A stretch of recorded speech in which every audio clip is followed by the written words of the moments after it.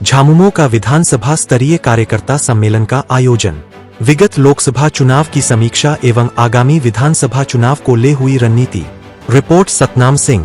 पाकुल शहर के रविंद्र भवन में झामुमो का विधानसभा स्तरीय कार्यकर्ता सम्मेलन का आयोजन किया गया।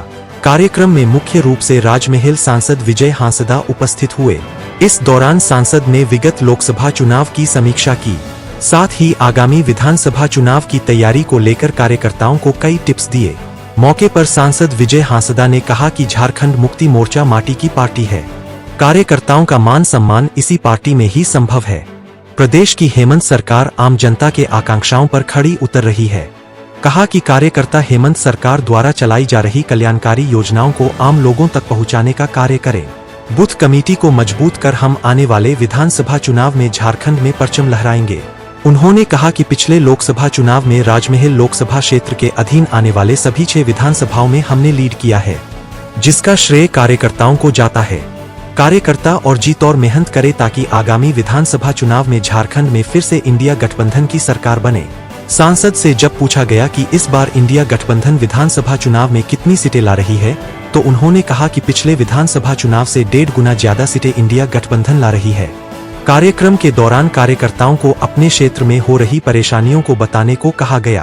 कार्यकर्ताओं ने अपने क्षेत्र में हो रहे परेशानी को सांसद के समक्ष बारी बारी से रखा। झामुमो कार्यकर्ता अजफारुल शेख ने कहा कि थाना प्रभारी कार्यकर्ताओं की बात नहीं सुनते हैं और ठीक से बात भी नहीं करता है और कार्यकर्ताओं को झूठे मुकदमे में फंसाने की बात करते हैं। वहीं अचल में जमीन संबंधी समस्याओं का निदान नहीं हो पा रहा है।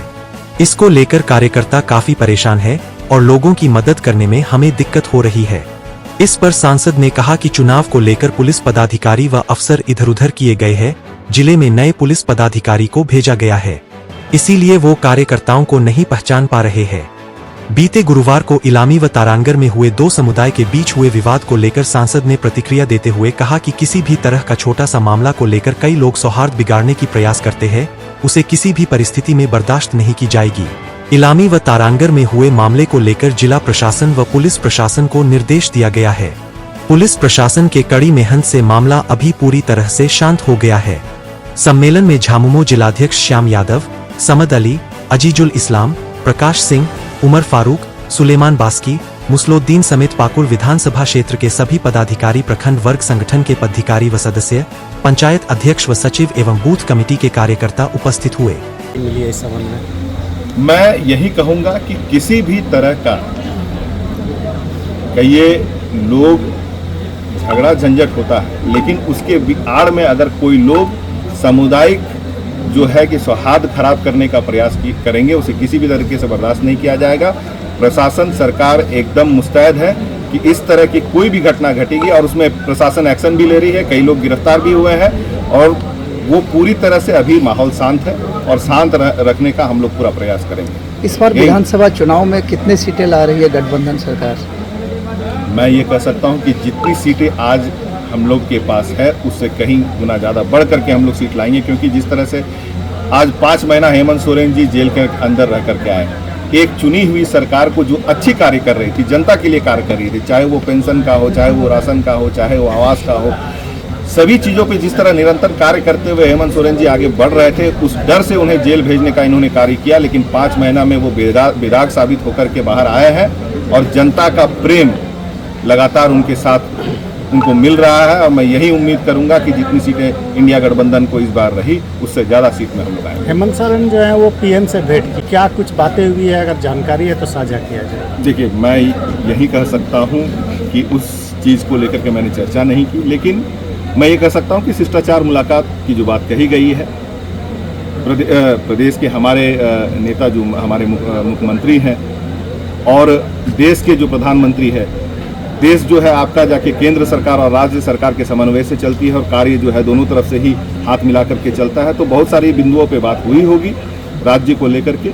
मैं कह सकता हूं कि जो भी मुद्दा हमारे राज्य का रहा है उसको लेकर के वो वहाँ पे बात करने गए, अपने मुलाकात करने गए। कि सरकार सारा चीज़ आपका, इसके बावजूद ये बातें आना, थाना प्रभारी बात नहीं सुनता है, सीओ काम नहीं करता है, किस रूप में इसको लिया जाए जबकि सरकार आपकी रही है?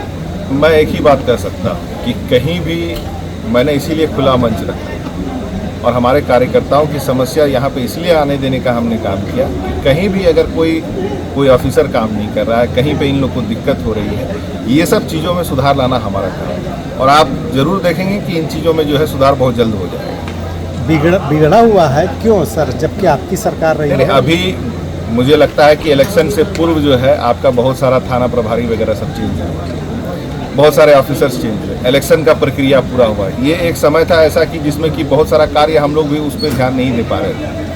अभी सरकार आपका जाकर के लोकसभा इलेक्शन के बाद जहाँ जहाँ से आपका इस तरह का त्रुटि या किसी भी तरह की शिकायत आ रही है, उस पर जल्द ही आपका जो है आपका एक्शन लिया जाएगा। सर, आज कार्यकर्ता सम्मेलन है, क्या कुछ कार्यकर्ताओं को दिशा निर्देश दिया जाए? देखिए, एक तरह से ये समीक्षा बैठक सबसे मिलने जुलने है, क्योंकि इलेक्शन के बाद कुछ मेरी निजी समस्या की वजह से मैं कुछ समय बाहर था और आने के बाद लोगों से एक मिलना भी हमारी इच्छा थी, सबसे मिलने की भी और समीक्षा भी हमको करना था। साथ ही साथ जो आने वाले विधानसभा चुनाव, क्योंकि राजमहल लोकसभा से हम लोगों ने 6 का 6 विधानसभा हम लोग जीते हैं और इसी चीज़ को हम लोग फिर से रिपीट करना चाहते हैं मेहनत के साथ कि 6 का 6 विधानसभा सीट हम लोग जीत करके इंडिया गठबंधन के हम लोग झोली में देंगे और हमारे हेमंत सोरेन जी फिर से मुख्यमंत्री बने, उसकी तैयारी और उसकी मेहनत हम लोगों को करनी है। विपक्ष लगातार बांग्लादेशी घुसपैठिया का मामला दर्शाता है, क्या कुछ कहना चाहेंगे? मैं एक ही बात कहना चाहूँगा कि 18-19 साल ये लोग राज किए,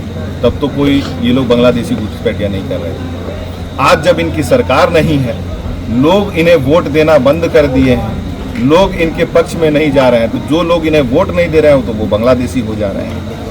और जब भी कभी भी, चाहे वो बीजेपी की सरकार रही या हमारी सरकार रही, कभी भी ऐसे अगर कुछ केसेस आते हैं तो उस पर तुरंत एक्शन लिया जाता है प्रशासन द्वारा। लेकिन जो लोग इन्हें वोट नहीं दे रहे हैं उनको बांग्लादेशी कहना, या पूरे देश में जो अगर इन्हें वोट नहीं देना उनको जो है घुसपैठिया कहना, ये एक नया ट्रेंड चल चुका है।